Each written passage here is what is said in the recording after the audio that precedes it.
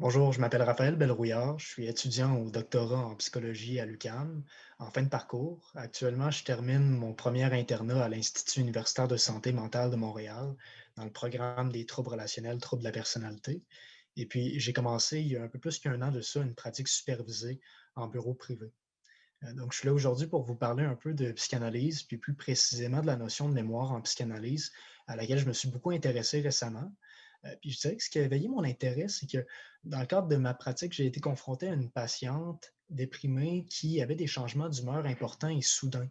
Pas seulement soudains, mais aussi sans explication apparente, ou du moins rien qui apparaissait immédiatement évident, là, ni pour moi, ni pour elle. Cela dit, les associations qu'elle faisait en séance nous ramenaient à des événements qui pouvaient avoir eu lieu 5 et 10 ans auparavant, mais surtout qui s'étaient produits précisément au moment de l'année à laquelle la séance avait lieu ou encore exactement à la date à laquelle la séance avait lieu. Fait que ça, j'ai trouvé ça pas banal, d'autant plus que c'était des événements qui rappelaient des incidents traumatiques ou encore des choses qui pouvaient être récurrentes comme la date d'anniversaire de naissance d'une personne qui était à la fois une amie, une rivale ou encore la date d'anniversaire de décès d'un proche. Ce qui me frappait là-dedans, c'est comment des éléments qui étaient oubliés pouvaient pourtant produire des effets importants sur l'humeur de la patiente.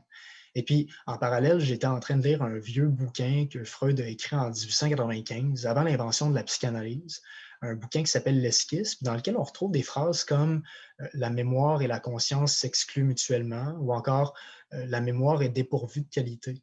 Des phrases qui m'apparaissaient d'emblée très énigmatiques, mais je pense que si on essaie de les comprendre à la lumière du bref exemple clinique que j'ai donné il y a quelques instants, on arrive à l'idée que pour Freud, il y a comme une espèce de constellation d'éléments qui sont là, en arrière-fond, qui sont en filigrane, pour ne pas faire de mauvais jeu de mots, et qui continuent à produire des effets au niveau de l'identité, de la conduite, de notre façon d'entrer en relation avec l'autre, ou dans le cas de ma patiente, de l'humeur.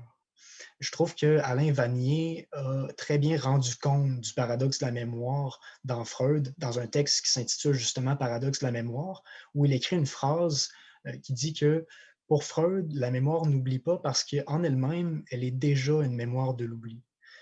Ceci étant dit, je suis conscient que euh, ce que j'amène là soulève probablement plus de questions que n'offre de réponses. Entre autres, on serait en droit de se demander, est-ce que la remémoration d'un souvenir, c'est suffisant pour générer des effets thérapeutiques? Est-ce que le souvenir qui est remémoré, c'est le souvenir tel quel? Ou, comme Freud nous l'indique dans d'autres textes, un souvenir qui est déformé par le fantasme du patient? Puis, plus généralement, comment est-ce que la technique analytique opère? Est-ce que, il s'agit pour le sujet de se réapproprier une histoire qui est déjà là ou il s'agit pour lui de réécrire son histoire, de réorganiser le récit symbolique duquel il est sujet? Ces questions-là, je me permets de les laisser en suspens dans l'espoir que ça puisse inviter les gens à se pencher dessus à leur tour.